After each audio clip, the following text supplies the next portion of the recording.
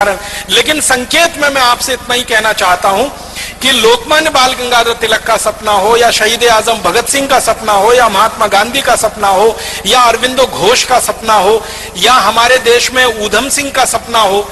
ऊधम सिंह का सपना क्या था आप सभी जानते हैं। हमारे भारत देश में एक अंग्रेज अधिकारी बहुत कुख्यात और बहुत क्रूर आ गया था जिसका नाम था डायर। अमृतसर में उसकी पोस्टिंग हो गई थी और उसने एक रॉलेट एक्ट नाम का कानून बना दिया था जिसमें नागरिकों के मूल अधिकार पूरी तरह से खत्म होने वाले थे और नागरिकों के मूल अधिकार खत्म होकर सब कुछ हमारी आजादी जो भी थोड़ी बहुत बची हुई थी वो अंग्रेजों के पास जाने वाली थी। तो उस रॉलेट एक्ट के विरोध में 14 अप्रैल 1919 को जलियांवाला बाग में एक बड़ी सभा हुई थी जिसमें 25,000 लोग शामिल हुए थे। उस बड़ी सभा पर डायर ने अंधाधुंध गोलियां चलाई थी। आप अंदाजा लगा सकते हैं अगर आप में से किसी भाई ने और बहन ने पुलिस में नौकरी की हो या सेना में नौकरी की हो तो इस बात का अंदाजा उनको बहुत अच्छे से लगेगा।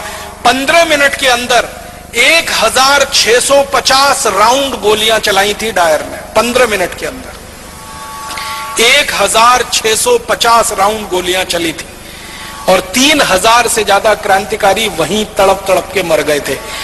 आप में से जिन लोगों ने अमृतसर देखा है, जलियांवाला बाग देखा है, आपको मालूम है जलियांवाला बाग के घुसने के लिए और निकलने के लिए एक ही दरवाजा है। चारों तरफ से वो चार दीवारी से घिरा हुआ है और दरवाजा भी मुश्किल से 4, 4.5, 5 फीट का है। उस दरवाजे पर डायर ने तोप लगा दी थी आके ताकि कोई निकल के भागने ना पाए। और जलियांवाला बाग में एक कुआं है, बल्कि 2 कुएं हैं, अंधे कुएं के रूप में जाने जाते हैं। अंधाधुंध जब 1650 राउंड 1650 राउंड गोलियां चली तो जो गोलियों के शिकार हुए वो तो वहीं पे शहीद हो गए। जो बच गए उन्होंने जान बचाने के लिए कुओं में छलांग लगाई और कुआं लाशों से पट गया, मृत शरीरों से पट गया। और 15 मिनट तक अंधाधुंध गोलियां चलाकर हंसते हुए खिलखिलाते हुए डायर वहां से चला गया। रास्ते में जाते हुए अमृतसर की सड़कों के दोनों तरफ जो भी भारतीय नागरिक उसको मिला उनको गोलियां मारकर पीछे तोप के मुंह से रस्सी से बांधकर घसीट कर वो लेके गया था। इसका इनाम उसको अंग्रेजों की संसद की तरफ से मिला था, शाबाशी मिली थी, उसकी पदोन्नति हुई थी, उसका प्रमोशन हुआ था और उसको भारत से लंदन भेज दिया गया था और बड़े ओहदे पर। ऊधम सिंह उसी हत्याकांड के समय लोगों के बीच में शामिल थे और आप जानते हैं कि उनकी उम्र मुश्किल से उस समय 11-12 साल की हुआ करती थी। तो उस हत्याकांड के समय जब वो शामिल थे और उन्होंने अपनी आंखों से देखा तो उन्होंने संकल्प लिया था और संकल्प उनका यह था कि जिस डायर ने क्रूरता के साथ मेरे देश के नागरिकों की हत्या की है इस डायर को मैं नहीं छोड़ूंगा, यह मेरे जीवन का आखिरी संकल्प है।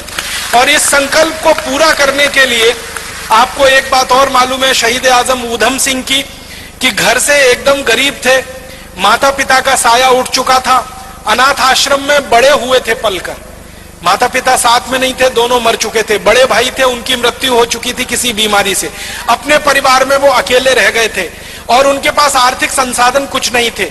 तो जब उन्होंने योजना बनाई डायर को मारने की, संकल्प पहले ले लिया और योजना बनाई तो लंदन जाना है, लंदन जाने के लिए पैसे चाहिए, पैसे कहां से आएंगे। तो उन्होंने तय किया कि मैं किसी के सामने हाथ फैलाऊं उससे अच्छा है मैं मेहनत मजदूरी करके पैसे कमाऊं।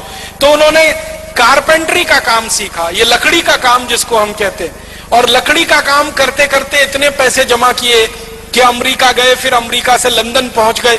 लंदन पहुंच के फिर एक होटल में काम किया पानी पिलाने का ताकि कुछ पैसे इकट्ठे हों और बंदूक खरीदी जा सके, पिस्तौल खरीदी जा सके। और ये सब काम करते करते शहीद आजम ऊधम सिंह को आप जानते हैं 21 साल लग गए। 1919 में जलियांवाला बाग हत्याकांड हुआ था, 1940 में जाकर उन्होंने अपना संकल्प पूरा कर पाया था। 21 साल वो पैसों के लिए परिश्रम के साथ कहीं ना कहीं अपने जीवन को लगाते हुए संकल्प के लिए जिंदा थे।